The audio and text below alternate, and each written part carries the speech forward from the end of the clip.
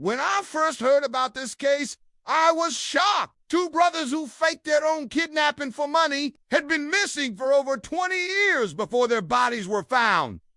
And after all this time, we finally have answers. On March 14, 2001, two brothers, 19-year-old Sean and 23-year-old Craig Aiken, went missing in Lexington County, South Carolina. They left behind no trace, and the circumstances surrounding their disappearance remain a mystery to this day. Craig called home that evening at around 5:30 p.m. to inform his mother that he and his brother had been involved in an accident. He told her that they were okay but needed a ride from their car, which broke down on the side of the road. Their mother, Barbara, rushed to the scene where she discovered their abandoned vehicle. But when she looked inside, it was empty. She then called the police to report her sons missing. The last confirmed sighting of Craig and Sean was by a motorist who spotted them walking along Interstate 26 near exit 104 just before 7 p.m. that same evening. What makes this case so perplexing is the lack of evidence. There were no signs of a struggle and nothing to suggest foul play. The Aiken family clung on to hope for many years,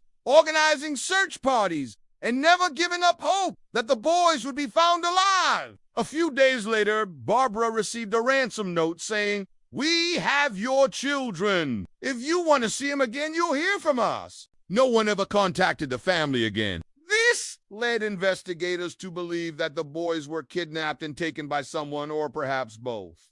The only clue in this case was the ransom note, and without any other evidence, leads were scarce. In the aftermath of the tragedy, their mother never remarried and died of cancer in 2012, still searching for answers. Years went by with very few updates in the case until recently, when authorities announced that the remains of the two missing brothers had finally been found on November 28th. After more than 20 years of uncertainty, the Aiken family got the news they've been waiting for. The Lexington County Coroner's office announced that human remains found in the woods near an old tire shop off Charleston Highway had been positively identified as Craig and Sean Aiken. How did the police find them? Well, it turns out the case went cold. Not because the brothers disappeared without a trace, but because they faked their own disappearance in order to collect life insurance money. But how do you fake your own disappearance and get away with it for more than 20 years? Let me tell you,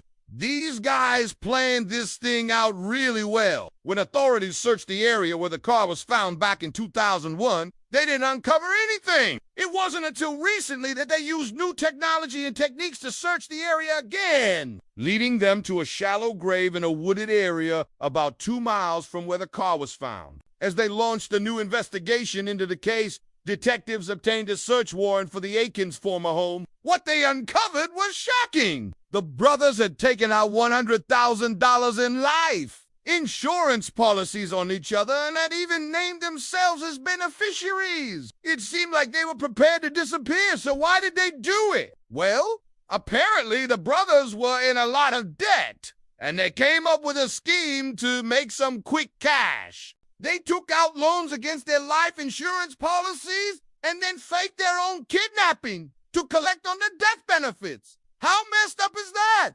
But here's the thing. They were supposed to die in the accident that they staged. In fact, they were both alive and well, living in Florida under fake identities. After taking the money out on their life insurance policies, they vanished. They changed their names, dyed their hair, altered their appearance, and basically started new lives for themselves. How did the police catch up to them? Well, thanks to advances in DNA technology, the brothers' identities were discovered in the national database. Authorities were able to track them down and bring them back to South Carolina to face charges.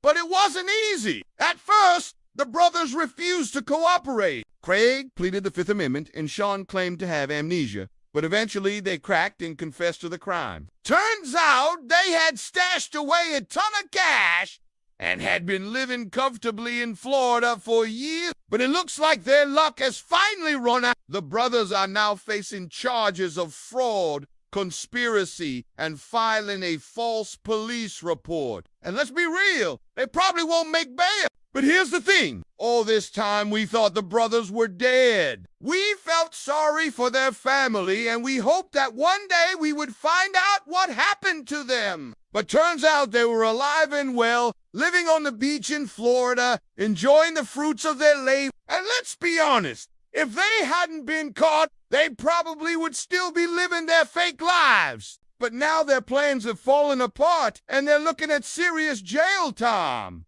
And that raises another question. Where is the money? The brothers took out $100,000 worth of life insurance on each other and then collected on those policies when they faked their deaths.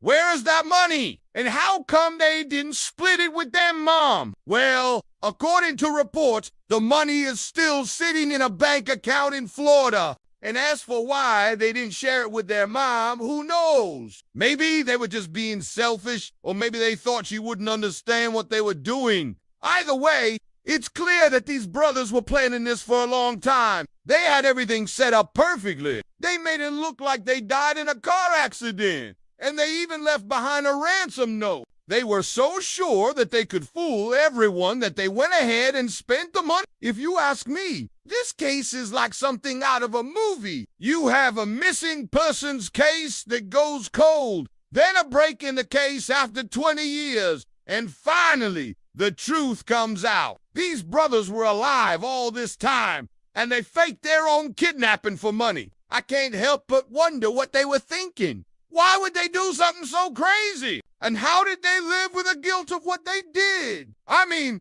they took out life insurance on each other. That means they were planning this for a while. And then they left their mom believing that they were dead.